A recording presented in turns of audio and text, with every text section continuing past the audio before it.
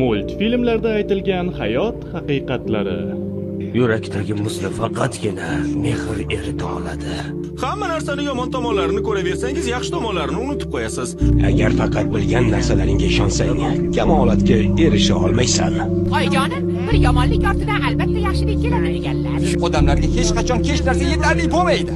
Sen kabi qishloqdan kelgan kichik bir quyoncha o'zining xom hayollari og'ushida barcha jonivorlar birdamlikda do'stona hayot tarzini o'tkazuvchi hayvonlar shahriga keldim deb o'ylaydi. Ammo afsuski u yanglishadi. Do'stlik ham yo'q. Orzularing bu yerda hech kimga qizig'i yo'q. Qalbi mehrga to'la inson hech qachon xiyonat qilmaydi. Ba'zilar taqdir bizning hukmimizda emas deydilar. Ammo bir narsani aniq bilaman. Taqdirimiz o'z ichimizda yashiringan. Uni ko'rish uchun faqatgina mardlik zarur.